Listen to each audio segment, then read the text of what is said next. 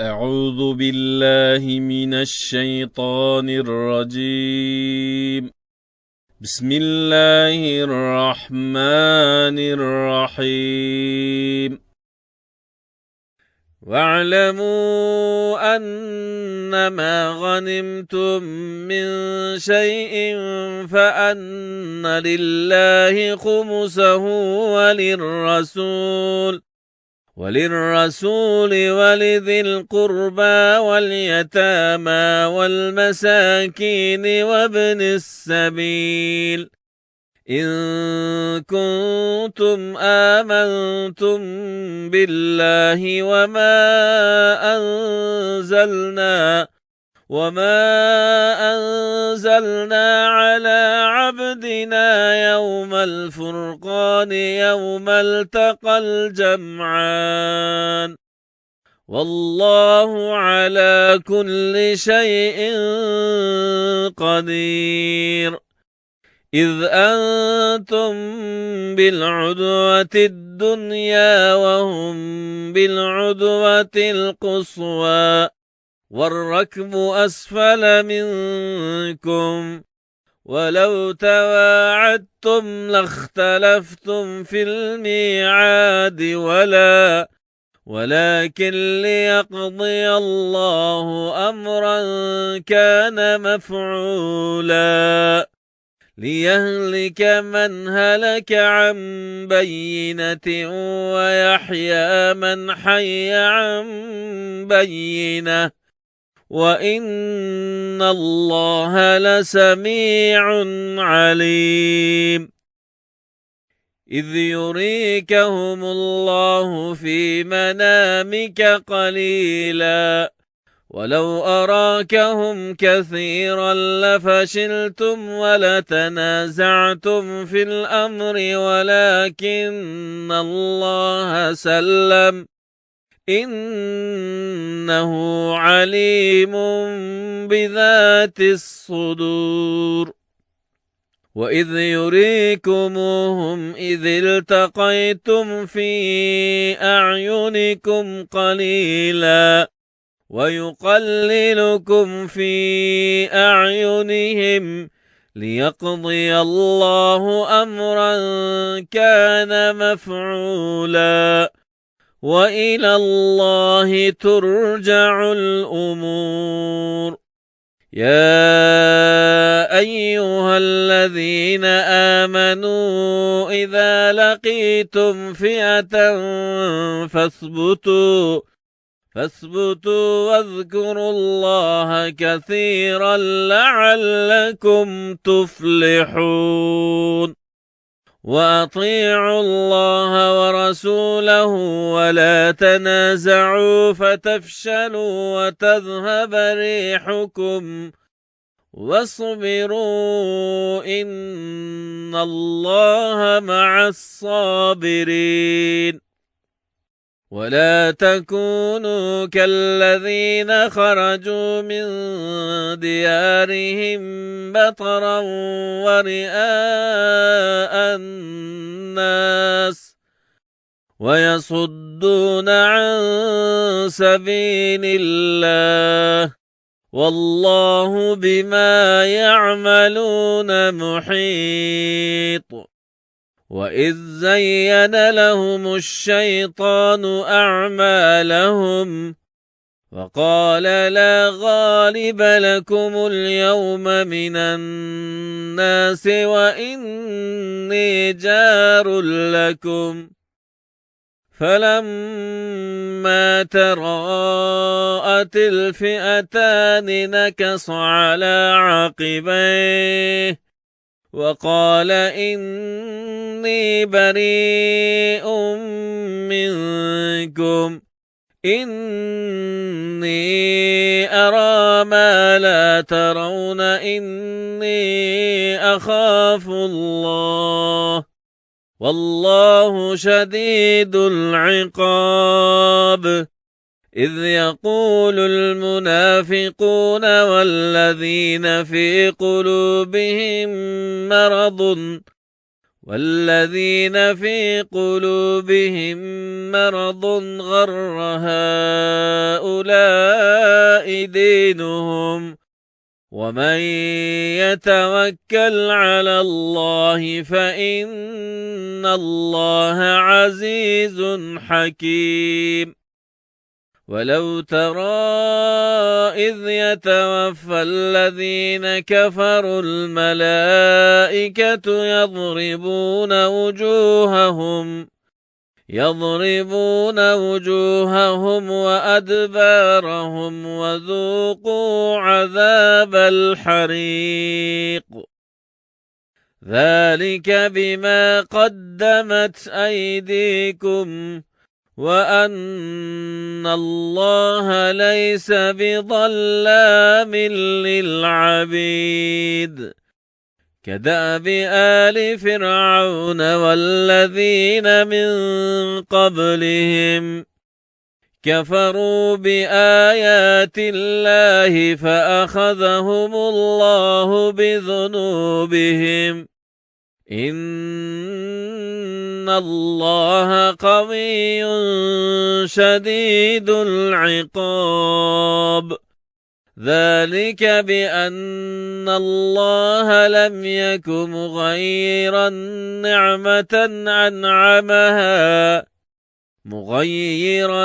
نعمة أنعمها على قوم حتى يغيروا ما بأنفسهم وأن الله سميع عليم. كدأب آل فرعون والذين من قبلهم كذبوا بآيات ربهم فأهلكناهم بذنوبهم وأغرقنا آل فرعون وكل كانوا ظالمين.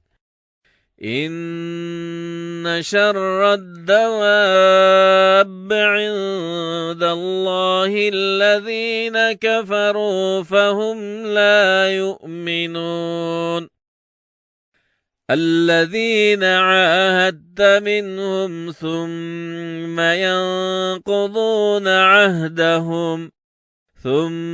ينقضون عهدهم في كل مرة وهم لا يتقون. فإما تسخفنهم في الحرب فشرد بهم من خلفهم لعلهم يذكرون. وإما تخافن من قوم خيانة فانبذ إليهم على سواء إن الله لا يحب الخائنين. ولا يحسبن الذين كفروا سبقوا إنهم لا يعجزون. وأعدوا لهم ما استطعتم من قوة ومن رباط الخيل ترهبون به عدو الله وعدوكم وآخرين من دونهم لا تعلمونهم الله يعلمهم وما تنفقوا من شيء في سبيل الله يوفى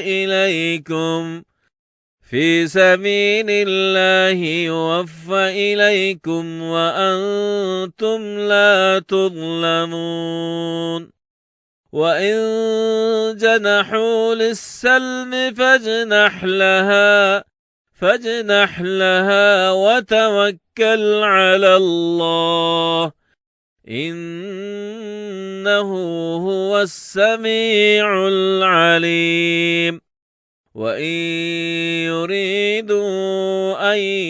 يخنعوك فإن حسبك الله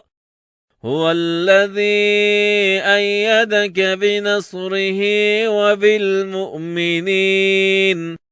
وألف بين قلوبهم لو أنفقت ما في الأرض جميعا ما ألفت بين قلوبهم ولكن الله ألف بينهم إنه عزيز حكيم يا أيها النبي حسبك الله ومن اتبعك من المؤمنين يا أيها النبي حرض المؤمنين على القتال إن يكن منكم 20 صابرون يغلبوا 200 وإن يكن منكم 100 يغلبوا 1000 من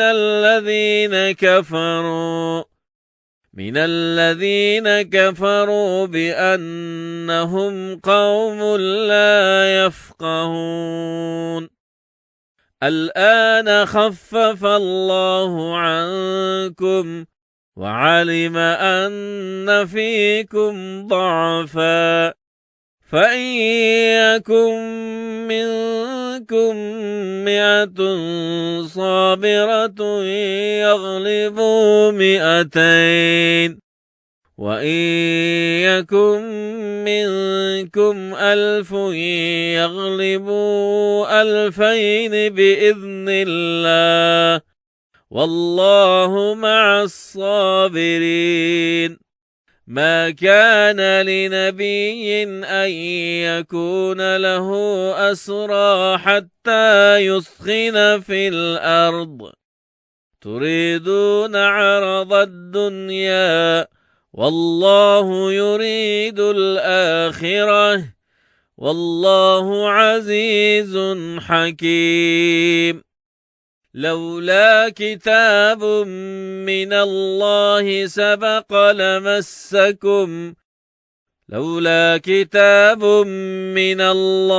سبق لمسكم فيما أخذتم عذاب عظيم فكلوا مما غنمتم حلالا طيبا واتقوا الله إن الله غفور رحيم يا أيها النبي قل لمن في أيديكم من الأسرى إن يعلم الله في قلوبكم خيرا يؤتكم خيرا مما أخذ منكم ويغفر لكم والله غفور رحيم وإن يريدوا خيانتك فقد خانوا الله من قبل فأمكن منهم والله عليم حكيم إن الذين آمنوا وهاجروا وجاهدوا بأموالهم وأنفسهم في سبيل الله والذين آمنوا ونصروا أولئك بعضهم أولياء بعض والذين آمنوا ولم يهاجروا ما لكم من ولايتهم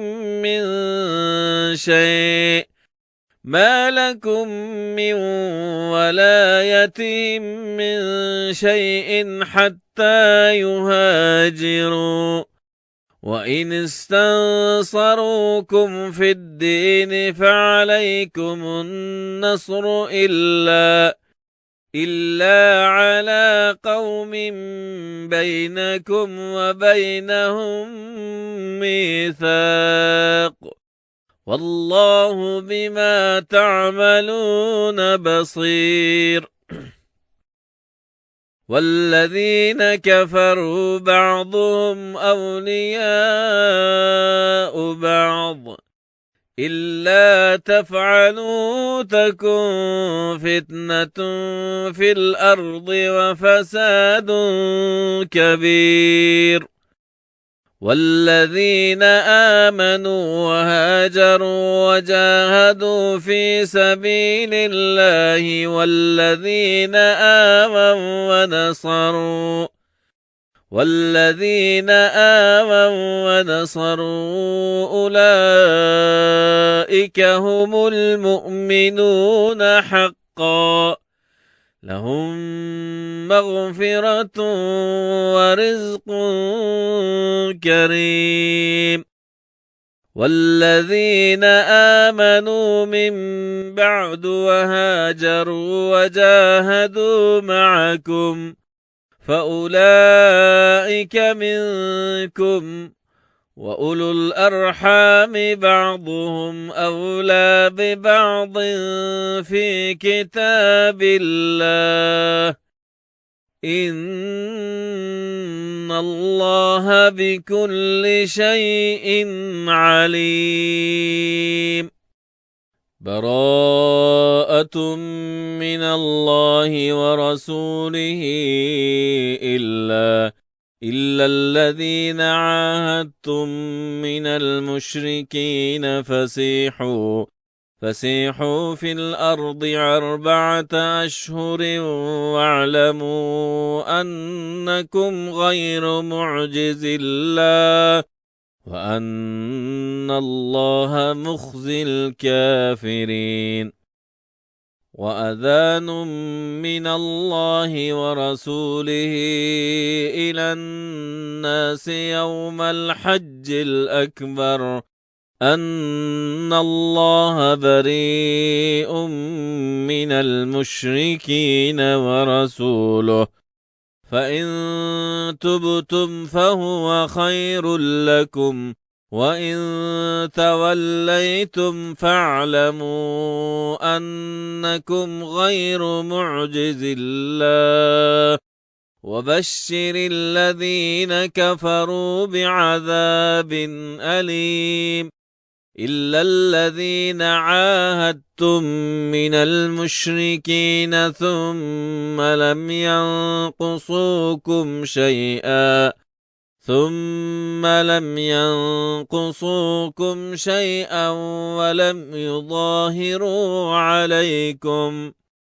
ولم يظاهروا عليكم أحدا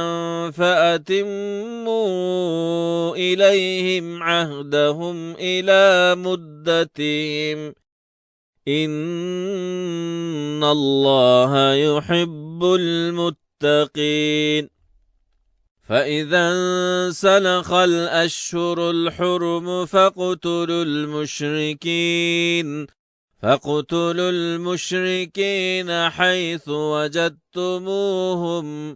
حيث وجدتموهم وخذوهم واحصروهم واقعدوا لهم كل مرصد فإن تابوا وأقاموا الصلاة وآتوا الزكاة فخلوا سبيلهم إن الله غفور رحيم. وإن أحد من المشركين استجارك فأجره حتى يسمع كلام الله ثم أبلغه مأمنه ذلك بأنهم قوم لا يعلمون. كيف يكون للمشركين عهد عند الله وعند رسوله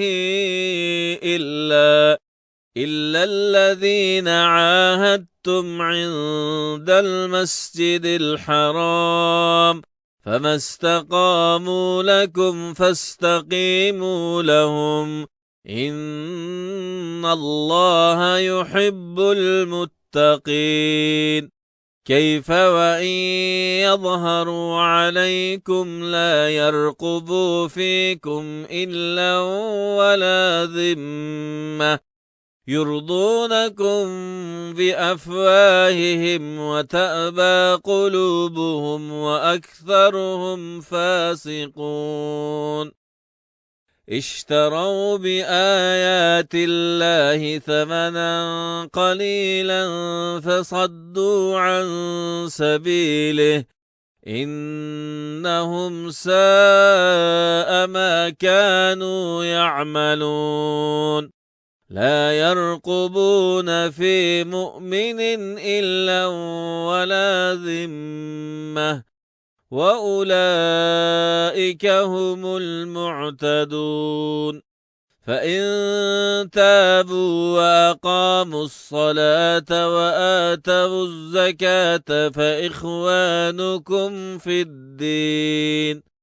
ونفصل الآيات لقوم يعلمون وإن نكثوا أيمانهم من بعد عهدهم وطعنوا في دينكم فقاتلوا أئمة الكفر إنهم لا أيمان لهم لعلهم ينتهون ألا تقاتلون قوما نكثوا أيمانهم وهموا بإخراج الرسول وهم بدؤوكم أول مرة أتخشونهم فالله أحق أن تخشوه إن كنتم مؤمنين قاتلوهم يعذبهم الله بأيديكم ويخزهم وينصركم عليهم ويشف صدور قوم مؤمنين ويذهب غيظ قلوبهم ويتوب الله على من يشاء والله عليم حكيم أم حسبتم أن تتركوا ولما يعلم الله الذين جاهدوا منكم ولم يتخذوا من دون الله ولا رسوله ولا المؤمنين ولم يتخذوا من دون الله ولا رسوله وللمؤمنين وليجة والله خبير بما تعملون ما كان للمشركين أن يأمروا مساجد الله شاهدين على أنفسهم بالكفر أولئك حبطت أعمالهم وفي النار هم خالدون إنما يعمر مساجد الله من آمن بالله واليوم الآخر وأقام الصلاة وآتى الزكاة ولم يخش إلا الله فعسى أولئك أن يكونوا من المهتدين أجعلتم سقاية الحاج وعمارة المسجد الحرام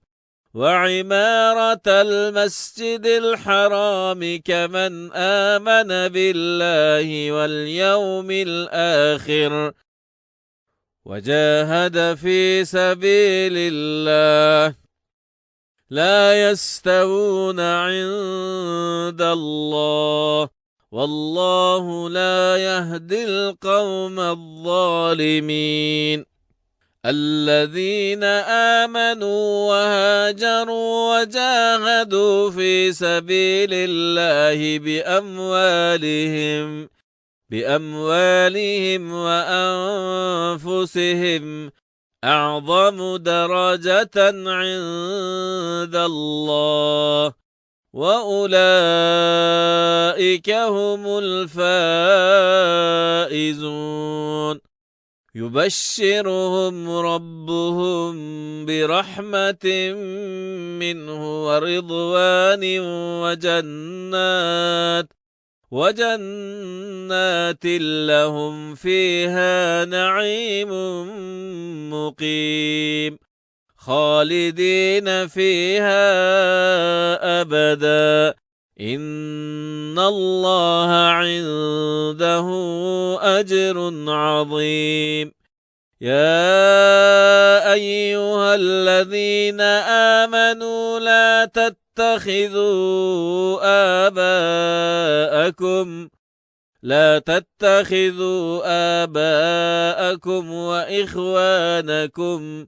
وإخوانكم أولياء إن استحبوا الكفر على الإيمان ومن يتولهم منكم فأولئك هم الظالمون قل إن كان آباؤكم وأبناؤكم وإخوانكم وأزواجكم وعشيرتكم وأموال اقترفتموها وتجارة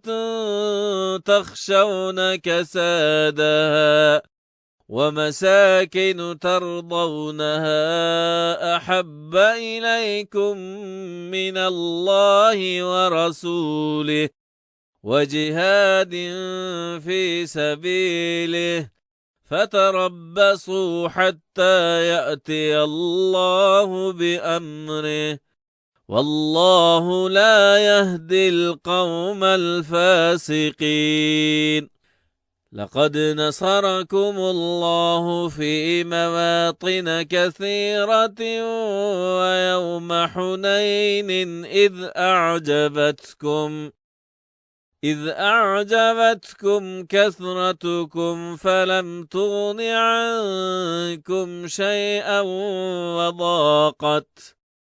وضاقت عليكم الأرض بما رحبت ثم وليتم مدبرين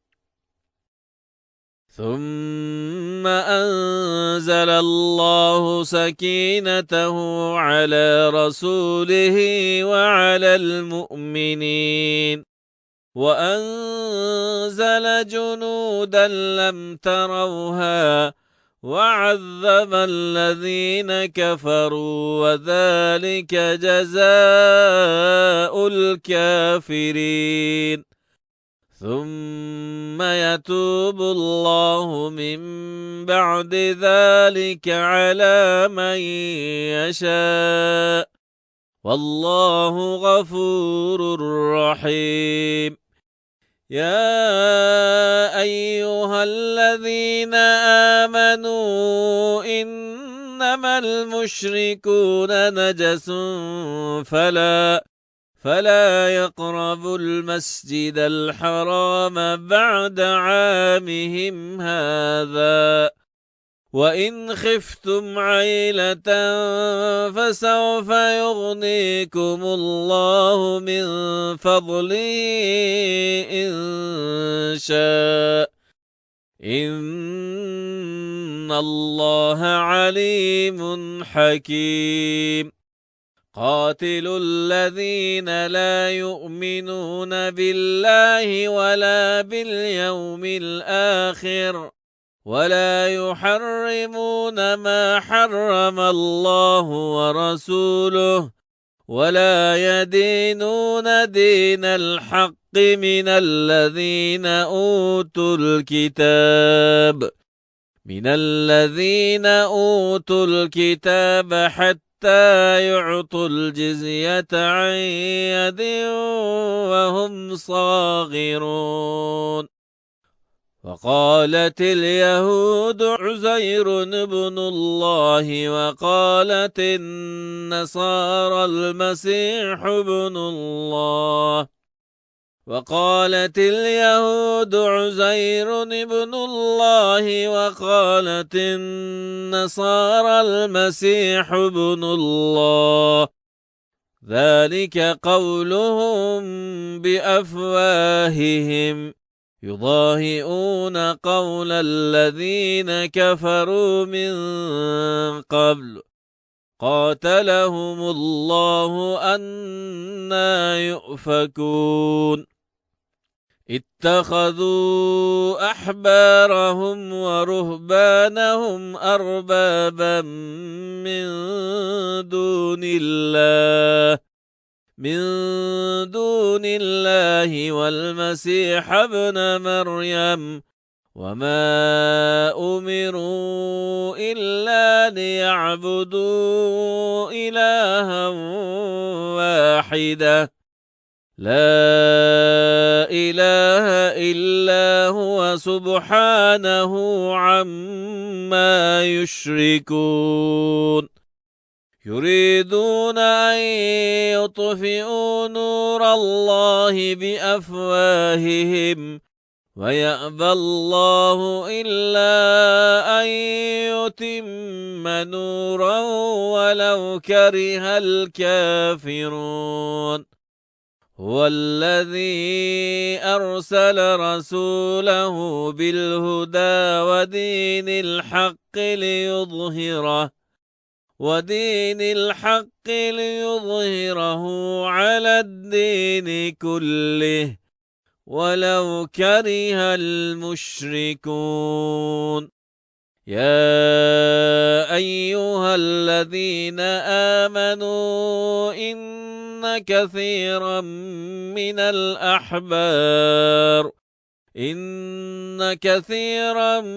الأحبار والرهبان ليأكلون أموال الناس بالباطل ويصدون عن سبيل الله والذين يكنزون الذهب والفضة ولا ينفقونها في سبيل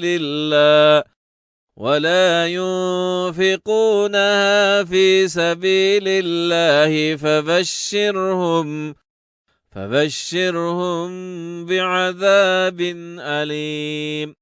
يوم يحمى عليها في نار جهنم فتكوى بها جباحهم وجنوبهم وظهورهم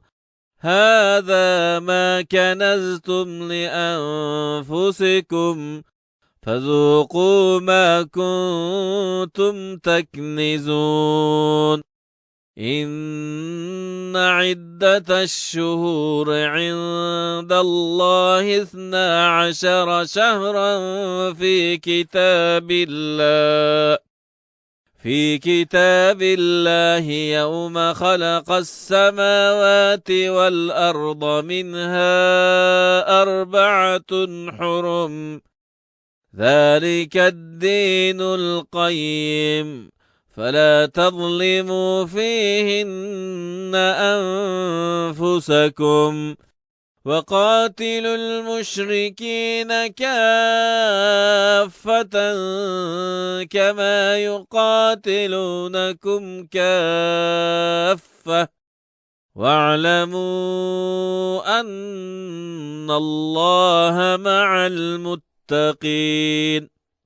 إنما النسيء زيادة في الكفر يضل به الذين كفروا يحلونه عاما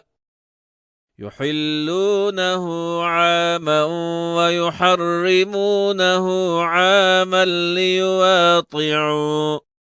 ليواطعوا عدة ما حرم الله فيحلوا ما حرم الله. زين لهم سوء أعمالهم والله لا يهدي القوم الكافرين. يا أيها الذين آمنوا ما لكم إذا قيل لكم انفروا في سبيل الله اثاقلتم إلى الأرض أرضيتم بالحياة الدنيا من الآخرة فما متاع الحياة الدنيا في الآخرة إلا قليل. إلا تنفروا يعذبكم عذابا أليما ويستبدل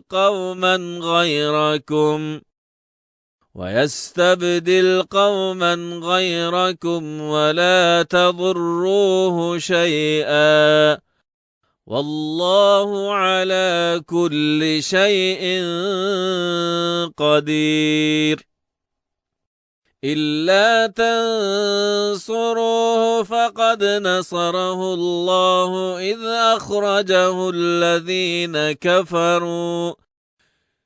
أخرجه الذين كفروا ثاني اثنين إذ هما في الغار إذ يقول لصاحبه لا تحزن إن الله معنا فأنزل الله سكينته عليه وأيده بجنود لم تروها وجعل كلمة الذين كفروا السفلى وكلمة الله هي العليا والله عزيز حكيم. انفروا خفافا وثقالا وجاهدوا بأموالكم وأنفسكم في سبيل الله ذلكم خير لكم إن كنتم تعلمون. لو كان عرضا قريبا وسفرا قاصدا لاتبعوك ولكن بعدت عليهم الشقة وسيحلفون بالله لو استطعنا لخرجنا معكم يهلكون أنفسهم والله يعلم إنهم لكاذبون. عفى الله عنك لم أذنت لهم حتى يتبين لك الذين صدقوا وتعلم الكاذبين. لا يستأذنك الذين يؤمنون بالله واليوم الآخر أن يجاهدوا بأموالهم وأنفسهم والله عليم بالمتقين. إنما يستأذنك الذين لا يؤمنون بالله واليوم الآخر لا يؤمنون بالله واليوم الآخر وارتابت قلوبهم فهم في ريبهم يترددون ولو أرادوا الخروج لأعدوا له عدة ولكن كره الله بعاثهم فثبطهم وقيل اقعدوا مع القاعدين لو خرجوا فيكم ما زادوكم إلا خبالا ولأوضعوا خلالكم يبغونكم الفتنة وفيكم سماعون لهم والله عليم بالظالمين لقد ابتغوا الفتنة من قبل وقلبوا لك الأمور حتى جاء الحق وظهر أمر الله وهم كارهون ومنهم من يقول ائذن لي ولا تفتني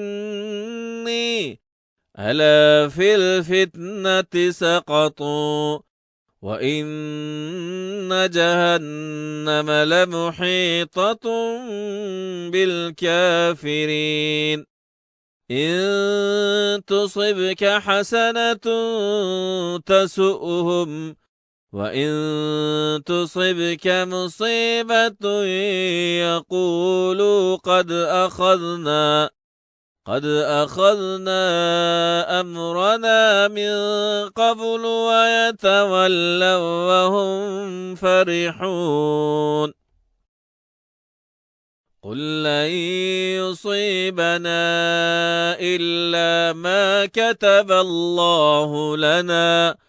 هو مولانا وعلى الله فليتوكل المؤمنون قل هل تربصون بنا إلا إحدى الحسنيين ونحن نتربص بكم أن يصيبكم الله بعذاب من عنده أو بأيدينا فتربصوا إنا معكم متربصون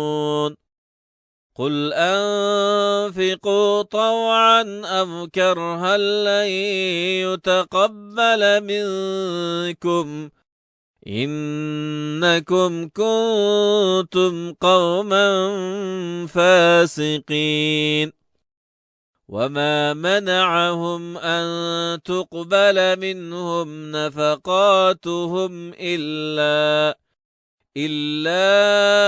أنهم كفروا بالله وبرسوله ولا يأتون الصلاة إلا وهم كسالى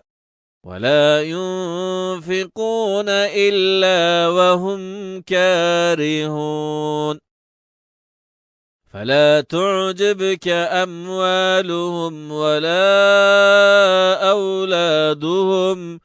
إنما يريد الله ليعذبهم في الحياة الدنيا وتزهق أنفسهم وهم كافرون ويحلفون بالله إنهم لمنكم وما هم منكم ولكنهم قوم يفرقون لو يجدون ملجأ أو مغارات أو مدخلا لولوا إليه وهم يجمحون ومنهم من يلمزك في الصدقات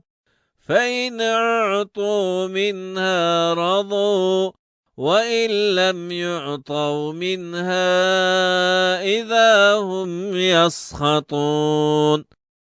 ولو أنهم رضوا ما آتاهم الله ورسوله وقالوا حسبنا الله سيؤتينا الله من فضله ورسوله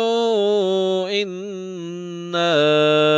إلى الله راغبون إنما الصدقات للفقراء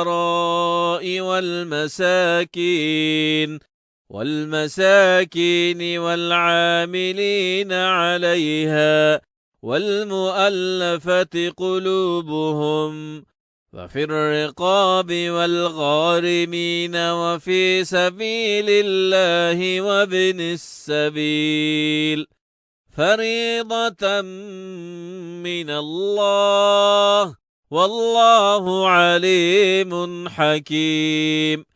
ومنهم الذين يؤذون النبي ويقولون هو أذن قل أذن خير لكم يؤمن بالله ويؤمن للمؤمنين ورحمة للذين آمنوا منكم والذين يؤذون رسول الله لهم عذاب أليم يحلفون بالله لكم ليرضوكم والله ورسوله أحق أن يرضوه إن كانوا مؤمنين ألم يعلموا أنه من يحادد الله ورسوله فأن له نار جهنم خالدا فيها ذلك الخزي العظيم يحذر المنافقون أن تنزل عليهم سورة تنبئهم بما في قلوبهم قل استهزئوا إن الله مخرج ما تحذرون ولئن سألتهم ليقولن إنما كنا نخوض ونلعب قل أبالله وآياته ورسله كنتم تستهزئون لا تعتذروا قد كفرتم بعد إيمانكم إن نعف عن طائفة منكم نعذب طائفة بأنهم كانوا مجرمين المنافقون والمنافقات بعضهم من بعض يأمرون بالمنكر وينهون عن المعروف ويقبضون أيديهم نسوا الله فنسيهم إن المنافقين هم الفاسقون وعد الله المنافقين والمنافقات والكفار نار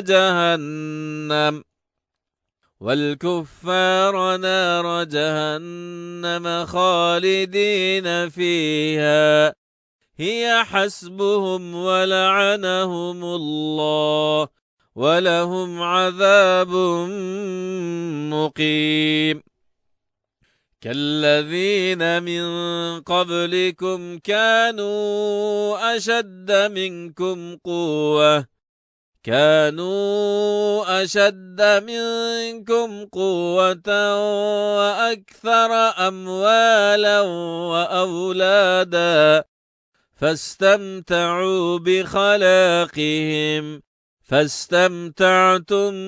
بخلاقكم كما استمتع الذين من قبلكم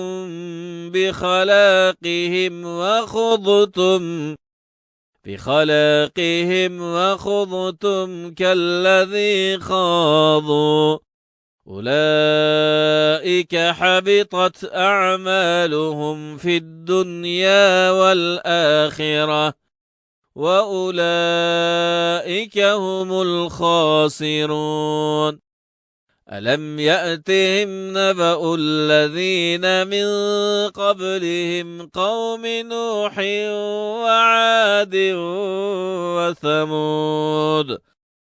وثمود وقوم إبراهيم وأصحاب مدين والمؤتفكات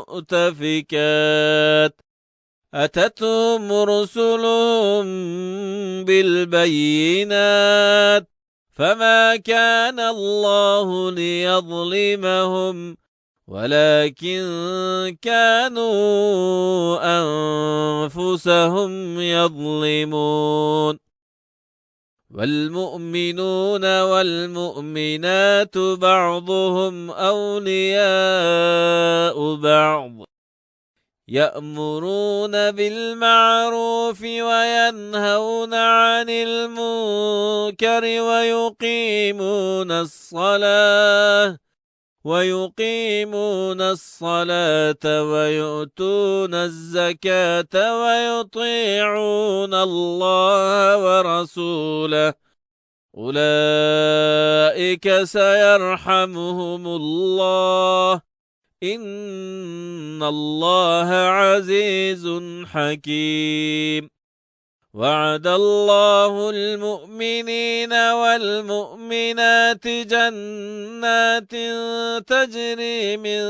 تحتها الأنهار خالدين فيها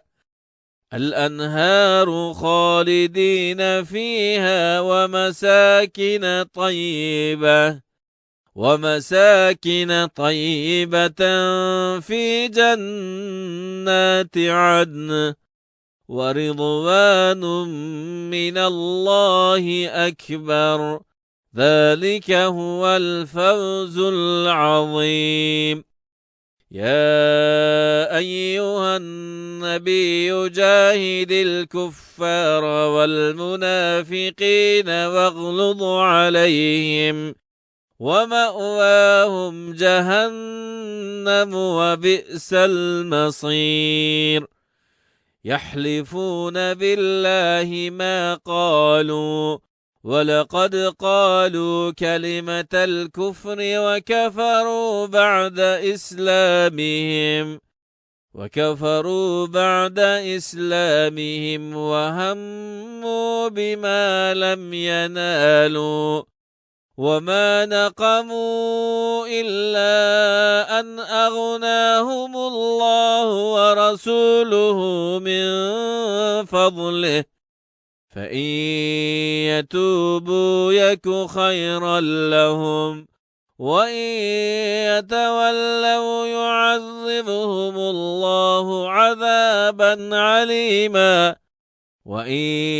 يتولوا يعذبهم الله عذابا أليما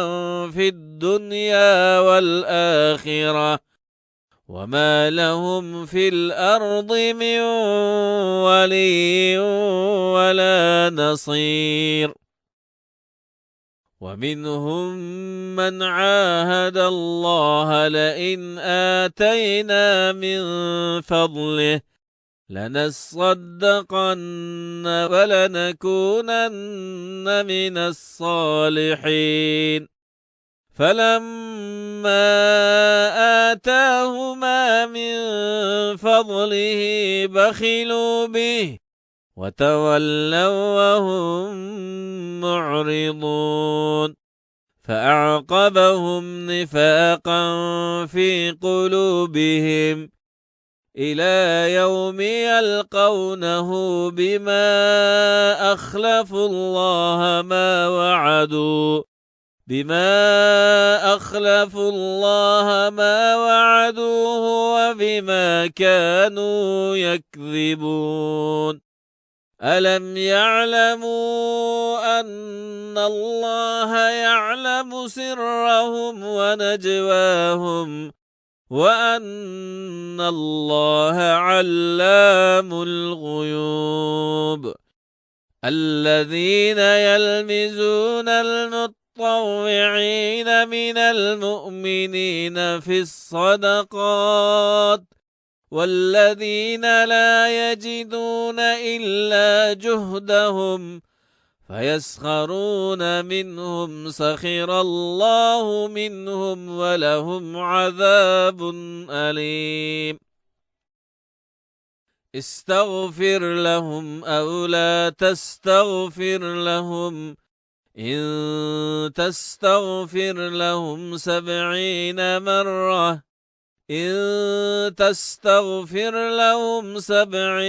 مرة فلن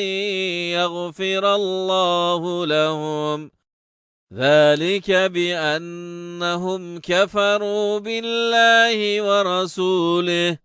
والله لا يهدي القوم الفاسقين فرح المخلفون بمقعدهم خلاف رسول الله وكرهوا أن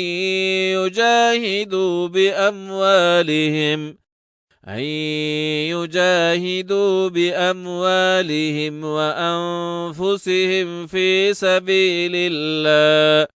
وقالوا لا تنفروا في الحر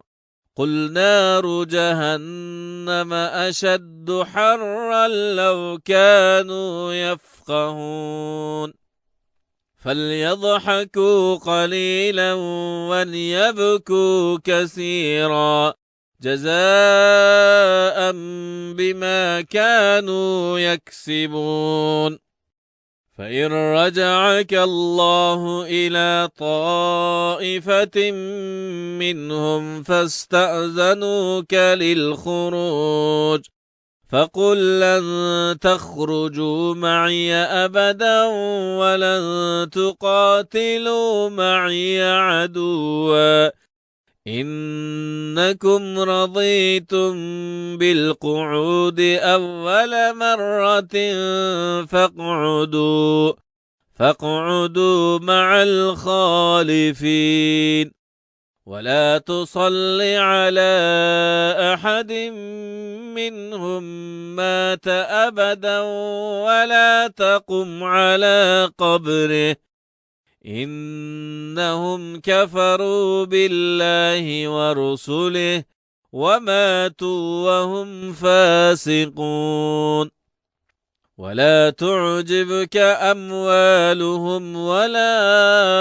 أولادهم إنما يريد الله أن يعذبهم بها في الحياة الدنيا وتزهق أنفسهم وهم كافرون وإذا ما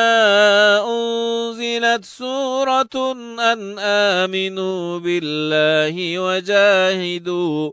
وجاهدوا مع رسوله استأذنك أولو الطول منهم وقالوا ذرنا نكن مع القاعدين رضوا بأن يكونوا مع الخوالف وطبع على قلوبهم فهم لا يفقهون لكن الرسول والذين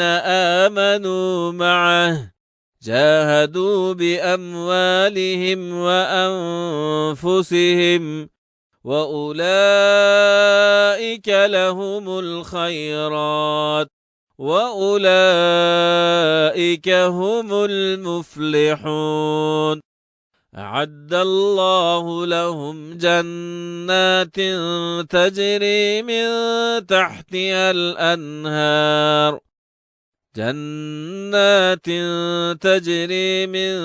تحتها الأنهار خالدين فيها ذلك الفوز العظيم. وجاء المعذرون من الأعراب ليؤذن لهم وقعد الذين كذبوا الله ورسوله سيصيب الذين كفروا منهم عذاب أليم. ليس على الضعفاء ولا على المرضى ولا على الذين لا يجدون ما ينفقون حرج إذا نصحوا لله ورسوله ما على المحسنين من سبيل والله غفور رحيم. ولا على الذين إذا ما أتوك لتحملهم قلت لا أجد ما أحملكم عليه تولوا وأعينهم تفيض من الدمع حزنا ألا يجدوا ما ينفقون. إنما السبيل على الذين يستأذنونك وهم أغنياء رضوا بأن يكونوا مع الخوالف وطبع الله على قلوبهم فهم لا يعلمون.